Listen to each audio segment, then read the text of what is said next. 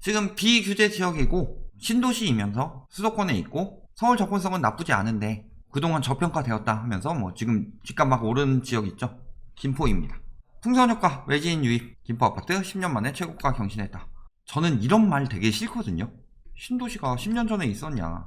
당연히 10년 전보다는 비쌀 수밖에 없는 거고 신도시 들어오면서 가격이 올랐는데 뭐 10년 만에 최고가 자꾸 이 기간을 길게 잡는다. 아예 그냥 단군이 이를 최고가라고 하죠. 서울이 10년 만에 최고가 경신이다 이런 거랑은 얘기가 다르죠. 규제 피한 김포시 12억 최고가 아파트 나왔다.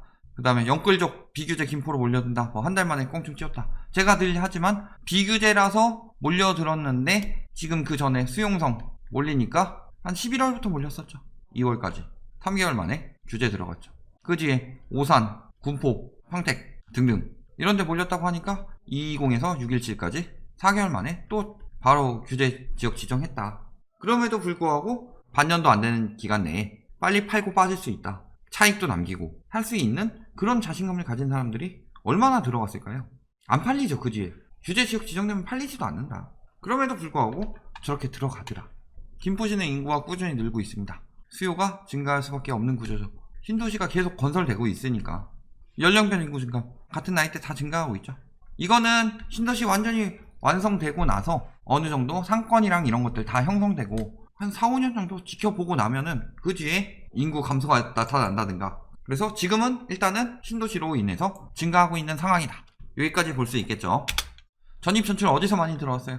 인천 서구, 부천, 특히 많이 들어온 데가 강서구.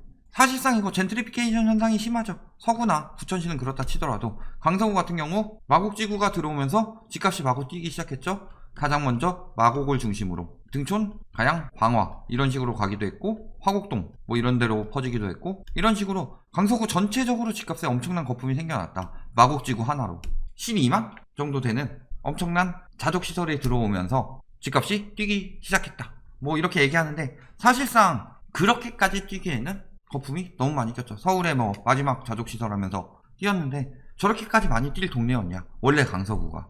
그렇게 봤을 때는 특히 마곡지구 같은 경우는 마용선 못지않죠. 가격이 그렇게 엄청나게 뛰었다. 근데 사실상 강서구가 돈 많은 사람들이 살던 동네냐 라고 보면은 그렇지 않죠. 원래 돈 많은 사람들은 어디 많이 살았어요? 양천구. 서부에서는 양천구에 많이 살았죠. 아니면 마포나 뭐 이런데. 여기는 대치 다음으로 유명한 학군이 있는 목동이 있으니까 양천구가 많이 뛰었고 강서구는 거기서 밀려난 서민들이 많이 살던 동네죠. 화곡동이나 이런 데 가보면은 개발 안 되고 아파트보다 빌라촌도 많고 그런 상황인데 다 가격을 띄워버리더라. 그러니까 김포로 다 유입된 거죠. 마곡지구까지 한 번에 연결되지는 않지만 김포공항까지 연결해서 김포공항에서 9호선 갈아타고 마곡까지 연결될 수 있게 됐으니까 여기 생활권이 있거나 특히 이쪽에서 이제 뭐 마곡지구에서 직장이 있는 사람들이라든가 이쪽으로 많이 갔죠. 한강신도시나 고촌 이런 데로. 금포된 김포 전용 84 사상 첫 8억 원 돌파했다. 서울 전세값에 떠밀린 수요자들 김포아파트 신고가 만들다. 즉 전세값에 떠밀려서 신고가가 만들어지고 있으니까 전세 살지 말고 집 사세요. 요런 여론을 만들어내고 있다라는 거죠. 비규제니까 대출 많이 가능하다. 제가 얘기했어요. 지금 정부에서 대출 규제를 통해서 내 집 마련에 사다리를 걷어찼다라고 얘기했는데 이 사다리는 어떤 사다리다? 썩은 사다리다. 썩은 사다리라는 것들이 이제 슬슬 드러나고 있죠. 기준금리는 떨어졌죠. 코픽스 금리도 굉장히 많이 떨어진 상황인데 이자를 올리고 있다. 그 이유는 바젤3로 인해서 대손 충당금을 확보해야 되는데 문제는 대손 충당금 확보 자체가 부족하진 않은데 위험하다는 거죠. 더 많이 확보해야 되고 앞으로 무슨 일이 생길지 모르는데 특히 경제 위기 상황에서는 더 많이 확보해 놔야 되는데 규제는 빡세지고 충당금 확보율은 미국이 5배 늘 때 우리나라는 9%밖에 안 늘었다. 은행에서는 자금을 확보해야 되겠죠. 자금을 확보하기 가장 좋은 수단 두 가지는 첫 번째는 예금을 늘리든가 두 번째로 대출을 회수해서 줄이든가. 예금 멋대로 늘릴 수 없죠. 거기다가 지금 제로금리예요. 예금으로 사람들이 돈이 안 돌아오죠. 그렇다면은 쓸 수 있는 방법은 대출을 줄이는 것. 대출을 줄이기 위한 가장 좋은 방법은 시중금리 인상. 그러니까 시중금리 인상되고 있죠. 지금 미국이 기준금리 안 올리니까 기준금리 안 올라가더라도 만약에 기준금리라도 올라가게 된다면 채권금리가 굉장히 많이 올라가게 돼서 금융채 금리라든가 코픽스 금리가 올라가게 된다면 지금보다 훨씬 더 큰 폭으로 상승할 수 있다는 점 주의해야 되죠. 그런데 비규제로 대출 70%까지 가능하니까 대출 받아서 집 사라. 지금도 이 얘기 하고 있어요. 특히 비규제 지역은 언제 규제로 걸릴지 몰라서 들어갔다가 팔기 굉장히 힘들어질 수도 있고 뭐 평생 살 각오로 들어갈 수도 있는데 김포가 교통이 좋나요? 공항철도 2량이에요 2량. 출퇴근 시간에 못 타요. 자차 끌어야 되죠. 자차 끌면 안 막히나요? 출퇴근 시간에. 신고일 기준으로 봤을 때도 거래량 7월까지 항상 늘어났다고 그랬죠? 떨어지고 있다. 제가 얘기하지만 요거 6, 7월 거래죠. 외지인 매매 거래량 역시 7월 이후 많이 떨어졌고. 언제 많이 샀어요? 실질적으로 7월에도 거래량은 떨어졌을 가능성이 높고 6월에 많이 샀죠. 법인 매매 6월에 많이 샀죠. 뭐 7월에도 많이 나오고 있는데 사실상 요거 7월에 나온 것들도 요것도 역시 신고일 기준이기 때문에 요것도 거의 6월에 샀을 것이다. 왜? 7월 10일부터 법인 규제 강화됐고 또 6월 17일부터 법인 규제 강화됐으니까 이때 최고 세율 얘기 나왔죠. 그리고 이때 다주택 6%까지 올렸죠. 많이 살 수가 없는 상황이다. 그리고 3월에 많이 샀죠. 한창 220 풍선효과 얘기할 때고 그 다음에 여기서 617 풍선효과 또 나와서 6월에 엄청나게 늘었다. 그런데 법인이 늘진 않았을 것이다. 거래량 자체는 늘더라도. 그러니까 법인만 이렇게 사들였다가 연타로 맞고 지금 안 사고 있다. 팔려고 하고 있는데 이때 좀 많이 팔았지만 이때 많이 매입하고 이때 많이 매입했는데 안 팔리죠 얼마. 7월 710 이후 팔고 있는데 그동안 세제 혜택을 많이 받았던 법인 매물들이 이제 그 혜택이 사라지니까 매물이 늘고 있고 요거 받아주면 받아줄수록 집값 하락 늦어지는 거죠. 6월에 많이 샀고 7월, 8월 계속 떨어지고 있는데 9월에 다시 늘고 있다. 이게 문제라는 거죠. 지금 마지막 연골 수요들이 들어가고 있다. 집값 그래도 안 떨어진다 안 떨어진다. 지금 보합세로 이렇게 바뀌었는데도 그러면 서울이 보합세로 바뀌면 이게 경기로 퍼지고 외곽 지역으로 점점 퍼져나갈 텐데도 대출 70% 받고 연골 수요들이 받아주고 있더라. 되게 안타까운 상황이죠. 나중에 아까 뭐 12억 신고가 나왔고 전용 84가 8억 찍었다. 그 돈으로 서울의 좋은 지역을 못 살 것 같아요. 같은 크기에 하락하면 반토막 나는데 리먼 때도 그랬고. 근데 고가 아파트들 반토막 나면서 중저가로 퍼져나가야 되는데 중저가로 퍼져나가는 걸 막은 것이 완화 정책이었죠. MB 때부터 굉장히 많은 완화 정책이 들어갔다. 사실상 이번에 하락세 일어났을 때 거기서 더 완화 정책이 나오지 않는다 쳤을 때 중저가까지 계속 퍼져나가기 마련인데 분양권 매매 거래량도 줄어들고 있죠. 위험하죠. 사실상 6월에 왜 많이 샀는지도 모르겠어요. 언제 이게 지정될지 모르는데 지정되고 나서 마구 전매가 가능하냐. 매매가 실수 계속 신고가 찍는다고 하는데 많이 완만해졌죠. 완만해지고 있을 때 어쨌든 신고가는 찍어요 계속. 근데 지금 경기도 상승률만큼도 안 나온다. 근데 거래량은 늘어나고 있다. 그게 문제인 거죠. 완만한 상승세로 바뀐 다음에 보통 짧게라도 떨어지죠. 근데 지금은 짧게 떨어질 상황이 아니죠. 경제 위기에 타지역 다 거래량 감소하고 있고 상급지 지금 거래량 엄청나게 감소해서 조만간 하락세 나타날 거 보이고 있고 지금 연체율 늘어나서 화산, 경공매 많이 늘어날 수 있고 세금은 계속 오르고 언제까지 오를 수 있을까요? 제가 실물과 자산 괴리 현상 나타날 때 문제가 된다고 그랬어요. 결국 그 문제는 금방 터진다 조만간. 보면 어때요? 분양권 거래 현황 언제 많이 됐어요? 미친 거 가격들 하나씩 나오죠. 지금 이렇게 뛰고 있다. 9월에 이렇게 사주고 있어요.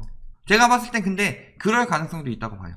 법인 많이 들어갔다고 그랬죠? 법인 양도세는 아직 저렴하죠? 내년부터 10%포인트 오르니까. 그 다음에 일반 양도세는 높다.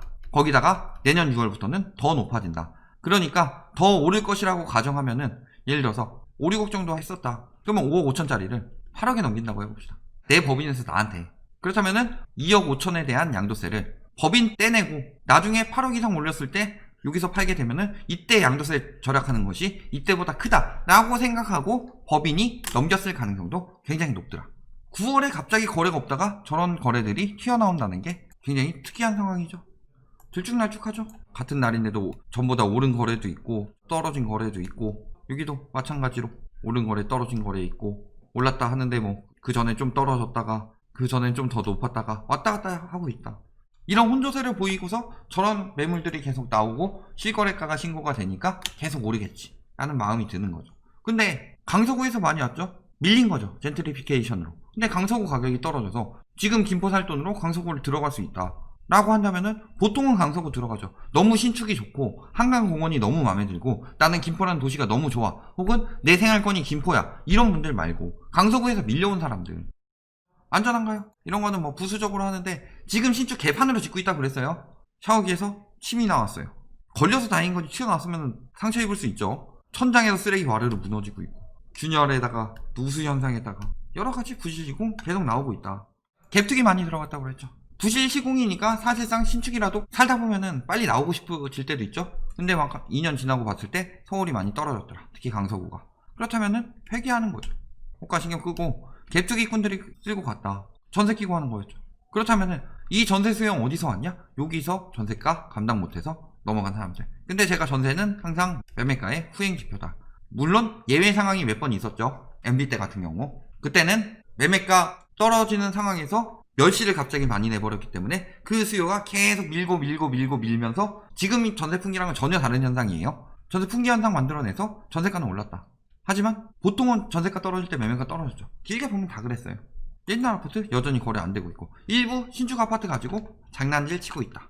갭투기 거래 현황 6월에 엄청나게 늘었고 7월까지 했다가 지금 8월에 줄었는데 9월에 다시 늘어나고 있죠. 유심히 봐야 할 곳 찍어드립니다. 성원 2분 곳은 이런 데서 카페에서 계속 유도하고 있죠. 그래서 6월 7월에 엄청 늘었고 지금 줄었다가 다시 9월에 늘어나고 있다. 아직 부동산 안 떨어진다 계속 그 얘기하고 추석 이후 오른다 계속 그 얘기하고 그러니까 막 매수하기 시작하는 거죠.